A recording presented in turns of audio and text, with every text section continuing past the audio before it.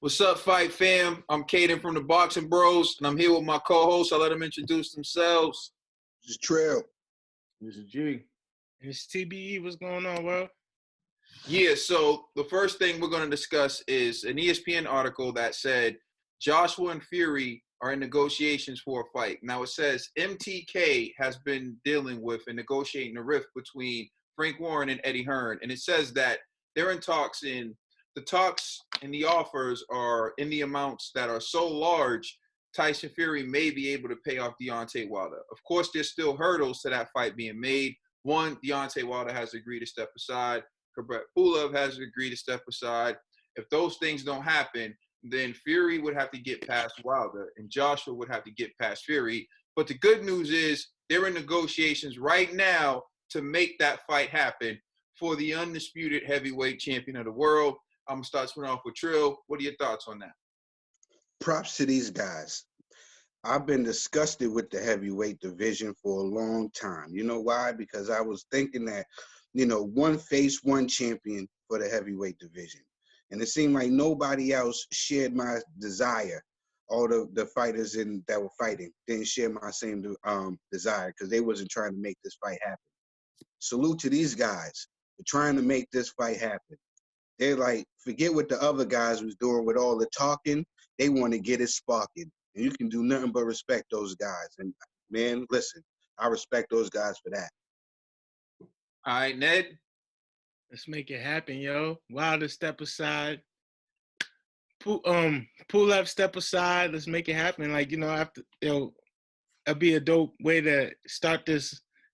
We'll start the end of quarantine off, man. Like this it'll be amazing if they can pull this off, because the fans, the world needs this right now.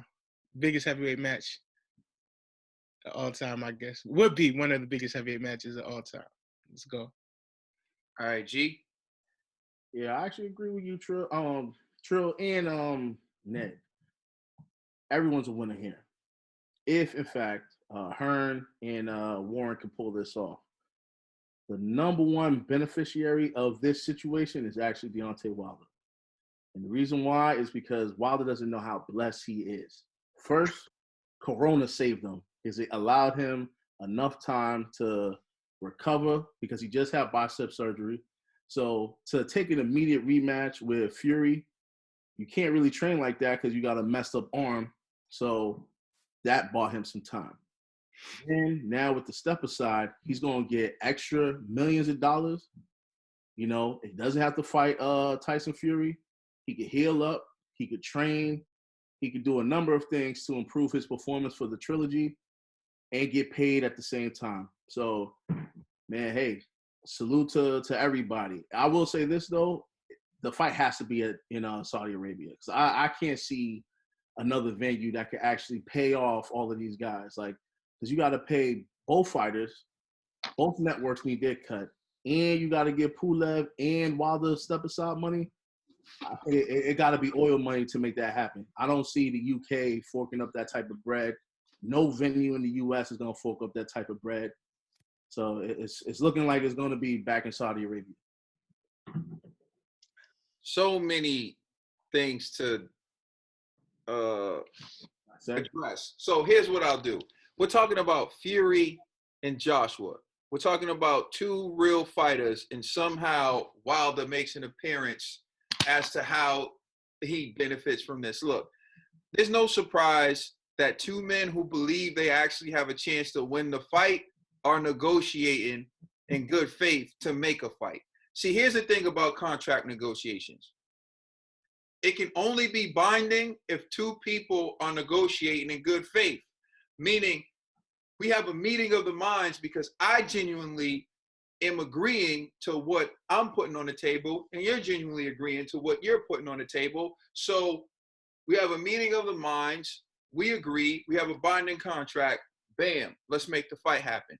What you had with Deontay Wilder was someone who wanted to test the waters and boost his stock with no intent of ever fighting Anthony Joshua.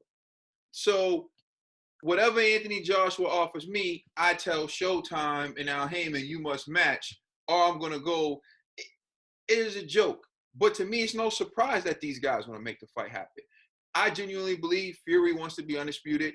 I believe Joshua wants to be undisputed. I believe Fury believes he's good enough to beat any man on the planet, and I believe Joshua believes he's good enough to beat any man on the planet. When you believe in yourself and you believe in your abilities, you don't turn down 120 million.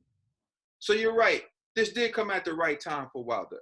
He gets to get paid without taking another behind whooping, which was going to happen to him in the third fight anyway. And it will still happen to him if he wants that third fight.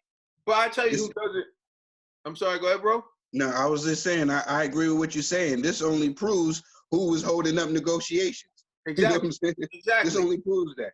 Exactly. So, and it proves he cherry-picked Fury. The only reason he fought Fury because he thought he was done. But here's the deal, right? For Fury, for Joshua, this is a beautiful thing. This is a beautiful thing. Now, Wilder, he needs to say he wants to fight, because even if he intends to step aside, he can't just say that. He has to save face. He has to say, I want the third fight. He has to say all that stuff just to get paid off. Because if he just agrees to step aside, he's not going to get the bread. So, yeah, while they keep acting like you want those problems, deep down inside, you don't. And we all know it. That's why every excuse under the sun you used, and even now you're still coming up with excuses. But here's the deal for me. Pulev.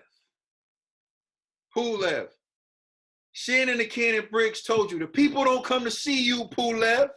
You a pie, Pulev. You a pie, okay? Listen, nobody wants to see you, Pulev. The best thing you can do is step aside too, okay, Pulev? Let the people get what they want, and the people want a real fight between two proper boxers, not a one-trick pony and not an old-timer who's just trying to trying to land a lucky punch. That's my take on it. But hold on, but haven't Pulev already took like step aside money already this past year? Yeah, He wouldn't mind. He wouldn't mind. Listen, put him in there with Deontay Wilder. They can fight on the undercard. That's not a good fight for Wilder. That's not a good fight for Wilder. That'd be dope though, but Wilder's still hurt, man. So he's still process. So that's what I'm talking about. Wilder still this not sink into people. Remember, he was hurt before. Then he only had 12 months to train. This guy, man, this like yo. Hey, man. If you don't Wilder needs 10 years. If you don't know by now, then hey, I don't know what to tell you. But it's great. I will say this though. I do think, and again, Wilder's my man, but I think he's foolish enough to refuse that step aside. I think so too, G. I was gonna say that. I agree with you, G. I think he's foolish enough. Exactly. His ego to do it. Listen, we already know he don't got the good people in his corner. They already let him turn down 100 million. You know what I'm saying? You know, hey, you can do it, champ. You got the right hand. You know, he can't become a porno star. You know what I mean? So you already know boxing ain't their top priority no more. You know what I mean? So, hey, yo, man, just step aside. The bottom line is the dude, he's all broken down anyway. He need his bicep to recover. He need his ego to recover. He still need to figure out a few things. So step aside, let the real men fight, okay? Yeah.